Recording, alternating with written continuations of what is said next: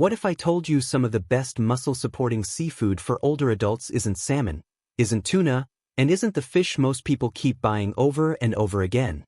Because the truth is, thousands of seniors are working hard, trying to stay strong, trying to protect their independence, trying to fight the slow, silent loss of muscle that comes with age, while missing a few surprisingly powerful protein options hiding in plain sight. And once you hear what they are, you may never look at your grocery list the same way again.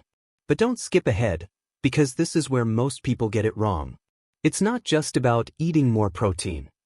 It's about eating the right kinds, in the right pattern, and avoiding the everyday foods that quietly sabotage muscle health without you even noticing. And near the end, I'm going to show you the mistake that makes a lot of high-protein diets fail, even when people think they're doing everything right. So if you care about staying strong, staying mobile, and protecting your body as you age, subscribe now and stay with me, because this video could genuinely change the way you eat for the rest of your life. Why this matters more than most people realize. Let's be honest for a second. For many older adults, muscle loss doesn't happen dramatically. It happens quietly. A little less grip strength. A little more trouble climbing stairs. A little more fatigue carrying groceries. A little more hesitation getting out of a chair. And one day what used to feel normal starts feeling heavy. That age-related loss of muscle and strength has a name, sarcopenia. And while aging plays a role, the story doesn't end there. The good news is that muscle loss can be slowed, and in many cases older adults can improve strength with consistent resistance training and enough protein across the day. The National Institute on Aging highlights strength training as one of the most important tools for maintaining muscle, mobility, and independence as we age, and it notes that even low-intensity strength work plus walking can help. National Institute on Aging. And protein matters more than many people think. The Administration for Community Living notes that while the standard adult RDA is 0.8 grams of protein per kilogram of body weight, many researchers recommend older adults aim for about 1.0 to 1.2 grams per kilogram per day, with protein spread across meals. So, that means if you weigh around 150 pounds, about 68 kilograms, you may need roughly 68 to 82 grams of protein a day, and sometimes more may be discussed individually with a clinician depending on health status, activity level, or recovery needs. So no, protein isn't optional. But here's the part most people never hear. You do not have to survive on chicken breast, canned tuna, and salmon alone.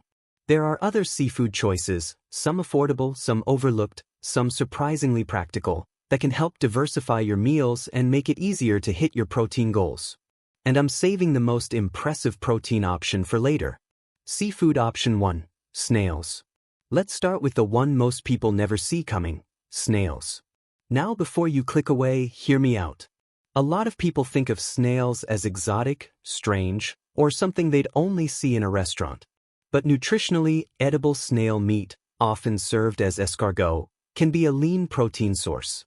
USDA-based nutrition databases put it at roughly 16 grams of protein per 100 grams, not the exaggerated numbers you sometimes hear online.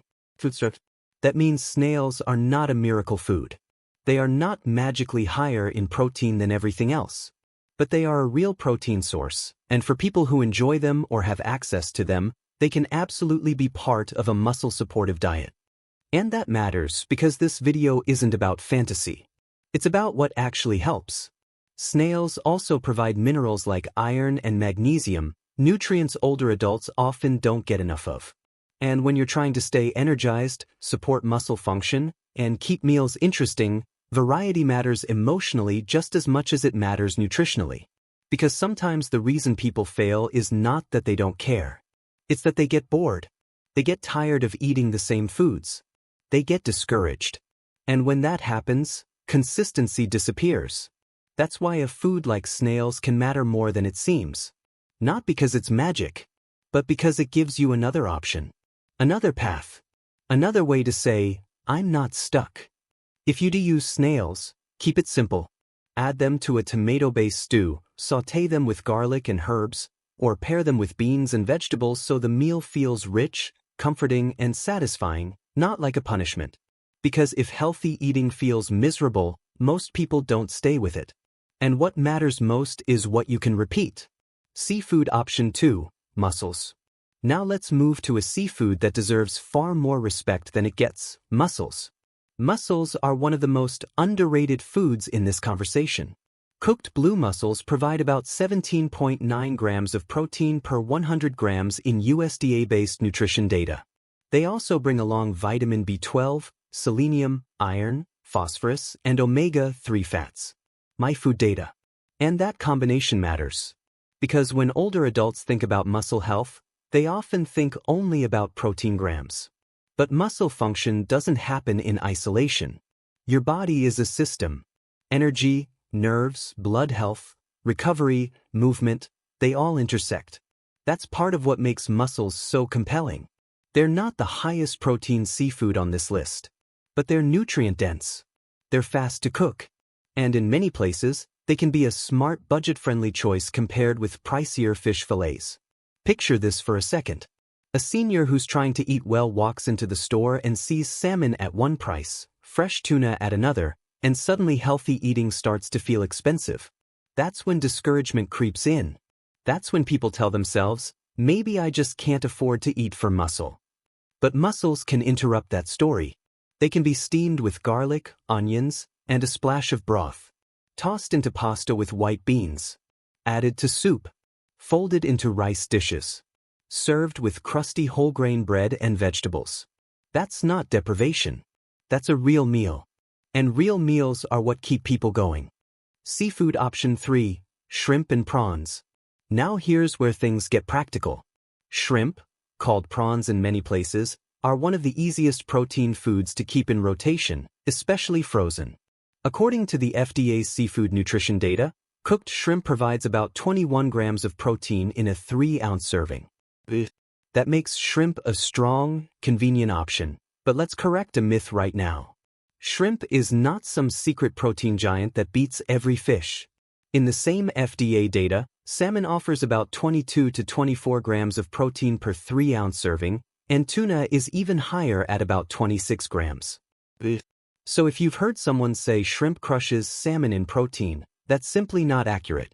But that does not make shrimp unimportant. What makes shrimp valuable is convenience. It cooks fast. It works in breakfast, lunch, and dinner. It can turn a low-protein meal into a solid one in minutes. And for many older adults, that's the difference between good intentions and real follow-through. Because the moment something feels too complicated, many people default to toast, crackers, cereal, or whatever's easiest. Shrimp can rescue those moments. A quick stir-fry with vegetables. A shrimp and egg scramble. A warm grain bowl. A soup. A salad. A wrap. 10 minutes, and your meal suddenly has real substance. Now, one important note, be careful with heavily salted or breaded prepared shrimp products. Plain shrimp can be a great choice, but some frozen convenience versions come loaded with sodium or extra ingredients. Read the label. Protect the simplicity. Because the goal is not just to eat more. The goal is to eat smarter. And if you stay with me, the next seafood is the one most people never expect to top the list. Seafood option 4, octopus. This is the one. The seafood that surprises almost everyone. Cooked octopus provides about 29.8 grams of protein per 100 grams in USDA-based data. My food data. That is a genuinely high number. And finally, here we have something that really does stand out. Octopus is also rich in minerals including iron, potassium, magnesium, phosphorus, selenium, and copper. My food data. Now, is octopus always the cheapest option everywhere? Prices vary by location, season, and whether you're buying fresh or frozen. But is it a legitimate high-protein seafood that many people overlook? Absolutely. And this is the deeper lesson. When people think mussel food, they often narrow their world too much. They lock themselves into a tiny list. Chicken, tuna, maybe salmon, maybe eggs. Then boredom sets in. Then appetite drops. Then meals get smaller. Then protein falls. Then strength starts slipping. This is why variety is powerful. Not just nutritionally, psychologically. Octopus, when cooked well, can be tender, savory, and satisfying. It can go into salads, stews, tomato dishes, grain bowls, or be served simply with potatoes and vegetables. And if you've never tried it, this may be the moment to reconsider what high-protein eating can actually look like. Because sometimes the strongest change doesn't come from doing something extreme. It comes from finally having enough options to stay consistent. The bigger truth nobody should ignore. But now we need to pause, because this is where a lot of videos become misleading. No single seafood will beat sarcopenia fast. Not snails. Not mussels. Not shrimp. Not octopus. Not even salmon. Protein helps support muscle maintenance and growth, but it works best in the context of regular resistance training, physical activity, and consistent eating across the day. The National Institute on Aging specifically emphasizes combining walking with strength training, and older adults are encouraged to get strength training in the mix 1 to 2 times per week. National Institute on Aging. And the ACL guidance also stresses that protein should be spread through the day with good protein sources at each meal. So, that means if someone eats one giant protein dinner and almost nothing at breakfast or lunch, they may still be making the journey harder than it needs to be. So if you want the real formula, it looks more like this. A solid protein breakfast. A protein-based lunch. A protein-based dinner. Some movement most days. A little resistance training each week. And enough patience to let the body adapt. That's not flashy. But it's real. And real works. The foods and habits that quietly sabotage muscle goals. Now we get to the part many viewers need most. Because what ruins progress is not always what people eat once in a while. It's what they eat mindlessly, repeatedly, and emotionally. The little habits that seem harmless. The just this one thing foods. The convenience choices that slowly push protein out of the day. And if you miss this section, you miss the trap. Sabotage 1. Ultra-processed snack foods replacing real meals. Let's start with the obvious offender, ultra-processed snack foods. Crackers, cheesy snacks, chips, sweet biscuits, packaged nibbles. These foods are easy to overeat and easy to rely on when appetite is low or cooking feels tiring. The problem is not that a cracker has magical evil powers. The problem is displacement. When a senior fills up on ultra-processed snacks, they usually don't fill up on protein. And over time, that matters. It's not just calories. It's opportunity cost. A bowl of mussels, shrimp, eggs, yogurt, beans, fish, or lentils could have moved the body forward. A snack food often doesn't. There's also broader concern around high intake of ultra-processed foods and poorer health outcomes in older adults. Harvard Health has highlighted research linking high ultra-processed food intake with worse outcomes in older adults, including higher risk of early death. Harvard Health. So if you're serious about muscle, ask yourself this. Are your snacks supporting your goals? Or just filling time? That question alone can change a life. Sabotage 2. Sweetened condensed milk and sugar-heavy little extras. Now let's talk about something people underestimate all the time. The sweet add-ins. The spoonfuls in coffee. The sugary creamers. The sweetened condensed milk. The "it's only a little bit" habits. Sweetened condensed milk is extremely high in sugar. USDA-linked nutrition sources show that 2 tablespoons can contain around 22 grams of sugar. USDA/NAL. Now again, let's stay honest. That doesn't mean 1 spoonful destroys your muscles. But if sugary add-ins show up multiple times a day, every day, they can crowd out better nutrition, add a lot of extra calories, and make it harder to build meals around protein quality. What makes this especially tricky is that these habits feel innocent. Nobody says, "I'm going to sabotage my muscle goals today." They say, "I'm just having coffee." And that's how it slips in. Not dramatically. Quietly. Sabotage 3. Energy drinks as a false fix for fatigue. This one is huge.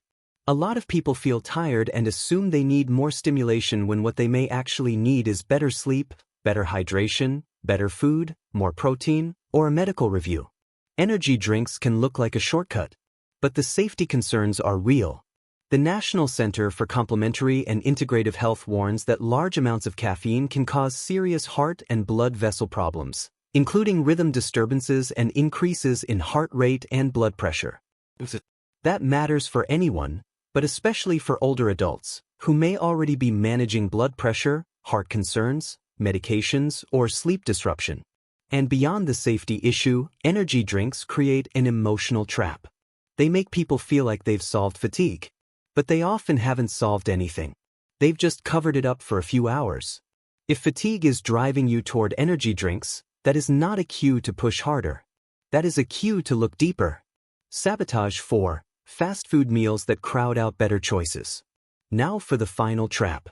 Fast food isn't just about one burger.